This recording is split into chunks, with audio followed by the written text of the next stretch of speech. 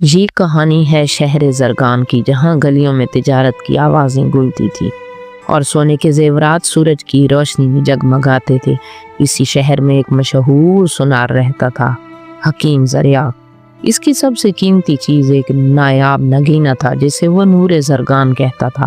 لوگ کہتے تھے یہ صرف دولت نہیں، پورے شہر کی عزت کی نشانی ہے۔ ایک رات جب شہر گہری نیند میں تھا، نور زرگان چوری ہو گیا۔ صبح ہوتے ہی شہر میں ہلچل مچ گئی اور حکیم زریعہ دربار پہنچا۔ قاضی شمس الدین نے اعلان کیا 3 دن کے اندر چور کو پکڑا جائے۔ اسی روز 3 گواہ پیش ہوئے۔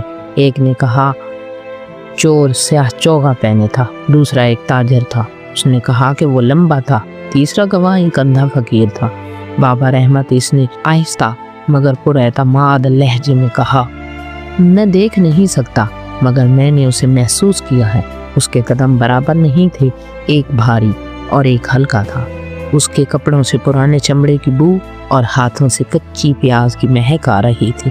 دربار میں خاموشی چھا گئی۔ یہ آنکھوں کی نہیں بصیرت کی گواہی تھی۔ 2 دن گزر گئے، کوئی شخص ان نشانیوں پر پورا نہ اترا۔ تیسرے دن قاضی نے اعلان کروایا، نور زرگان مل چکا ہے۔ یہ اعلان دراصل ایک خاموش جال تھا۔ اسی رات بابا رحمت شہر کی تنگ گلیوں میں نکلا۔ اچانک وہ رک گیا، وہی بو، وہی احساس۔ سامنے کامران عیار کھڑا تھا۔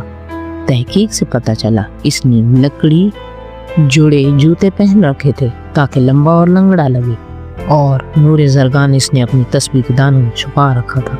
مگر راز یہی ختم نہیں ہوا۔ کامران دشمن سلطنت کا جاسوس تھا۔ شہر کے قلعوں کے خفیہ نقشے اس نے ایک پرانے لوہے کے ستون میں چھپا رکھے تھے۔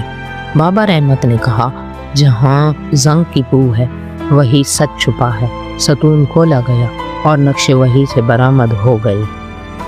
کامران عیار کو عمر قید کی سزا سنائی گئی۔ قاضی نے بابا رحمت کو انعام دینا چاہا، مگر اس نے کہا اصل دولت آنکھوں میں نہیں، اللہ کی دی ہوئی سمجھ میں ہوتی ہے۔ اس نے انعام یتیموں اور بیواؤں میں بانٹ دیا اور شہر زرگان میں سیکھا کہ جو آنکھوں سے نہیں دیکھتا وہی سچ کو سب سے پہلے محسوس کرتا ہے اور سب سے زیادہ گہرائی سے پہچانتا ہے۔